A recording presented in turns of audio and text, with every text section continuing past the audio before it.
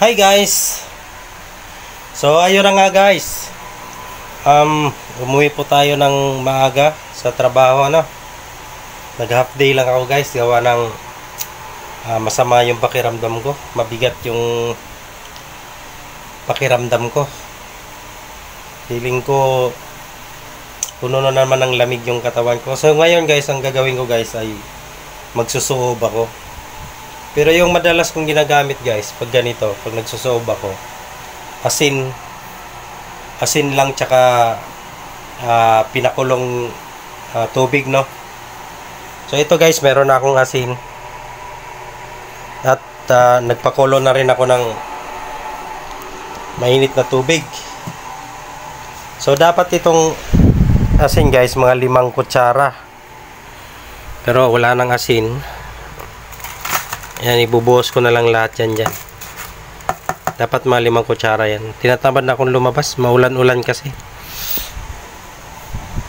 So ngayon, naantay na lang natin yung pagka kumulo yung ating tubig So kailangan natin ng kumot guys na medyo malapad-lapad para matakluban yung buong katawan natin. Kasi guys, nung panahon talaga ng pandemya, nung panahon ng COVID talaga, lagi din akong lagi akong nilalagnat. Siyempre nakakatakot yun dahil kasagsagan pa ng COVID nun. Pero ang ginagawa ko, yun lang, ganun lang, suob lang. Pati nga sa mga anak ko guys, pagka nilalagnat sila nung panahon ng pandemic na yun, yun din yung ginagawa ko para sa kanila. Pero hindi ito siya, itong ginagawa ko na ito, hindi siya recommended para sa lahat, dahil lalo na sa mga batang maliliit pa, dahil siyempre mainit yung tubig na ibubuhos mo dun sa batya, tapos nakasaklob ka ng kumot, so hindi kakayanin ng mga bata. Meron din namang ibang mga gumagawa nito, pero hindi nga lang pangkalahatan yung kaya lang, pag kaya mo pwede naman. So hindi nga lang siya hindi siya nire-recommend para sa lahat. So ngayon guys, naabangan natin kumulo yung aking tubig. So babalikan natin yan mamaya.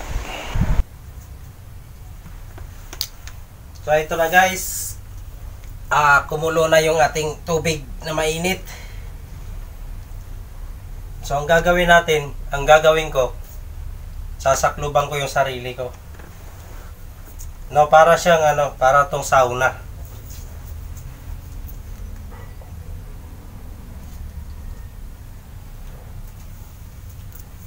Ayan guys, sasakluban natin yung sarili na wala siyang makasingaw.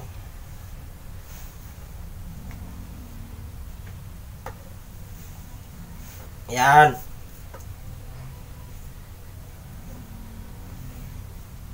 Tapos ngayon, siyempre kailangan nating ibuhos to dito.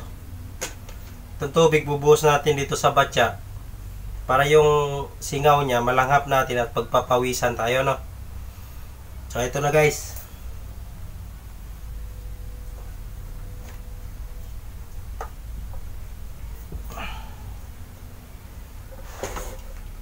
Ano siya guys?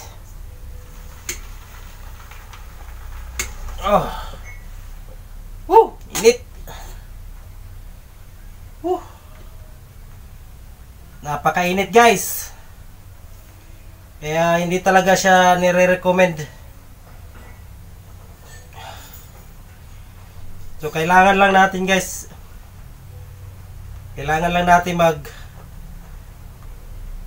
magpapawis ng mga 5 minutes.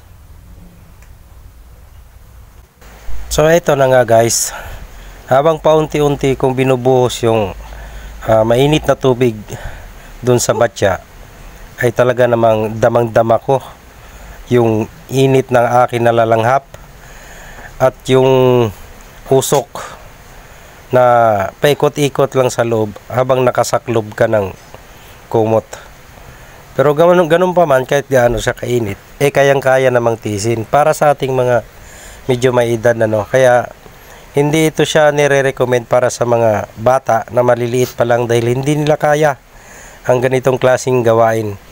So madalas, ay hindi naman madalas, minsan lang, basta nararamdaman ko sa katawan ko na para akong nilalagnat at mabigat yung pakiramdam ko at naglalamig yung pawis ko, ay agad-agad guys, hindi ko na siya pinapatagal at ganito lang kaagad ang aking ginagawa.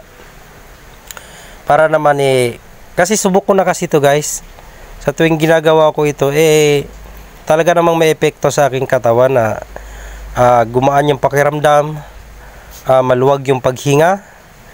Kaya lagi ko siyang ginagawa sa tuwing ako'y may nararamdaman ng ganito. So ganun pa man guys, sa mga kaya naman na gawin ito, try nyo lang guys, basta kaya nyo ha. Kasi talagang mainit talaga dahil pinapakulong tubig yun at tsaka kulob dahil nakasaklob ka nga ng kumot. So sa mga gumagawa nito, alam ko naman talagang nakaka-relax. At ayun guys, nilabas ko na ngayon takore dahil dagdag din sa init yan sa loob. So mga 5 minutes or 6 minutes ko lang siyang ginagawa. Kaya naman yung pawis ko ay talagang patak-patak habang andyan ako sa loob ng kumot. Kaya pagkatapos nito ay talagang malalasap mo yung maluwag na paghinga, gumaan yung pakiramdam. Pero pagkatapos nito guys ay iinom din ako ng gamot, syempre ng paracetamol lang, kasi hindi ako madalas umiinom talaga ng gamot guys kung may nararamdaman ako. So ganun lang, ito na guys, tapos na. So yun na guys. Tingnan yung itsura yung mukha ko. Grabe pawis guys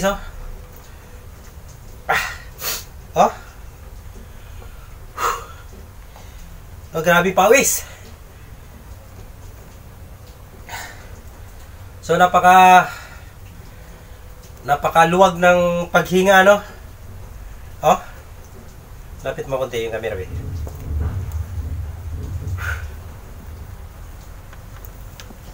grabe. Tingnan yung mukha ko pawis na pawis. So napakagaan sa pakiramdam. So ayun, kailangan natin magbihis. Grabe pawis. Tsaka inuulit ko guys, hindi talaga nire-recommend para sa mga bata dahil talagang mainit siya, para siyang sauna. Pawis, grabe. So guys, maraming salamat sa lahat ng mga makakanood nito. Thank you po sa inyo guys. At huwag nyo naman po kalimutan na i-follow nyo ako, i-add nyo ako guys. Thank you, at magbibihis pa ako guys.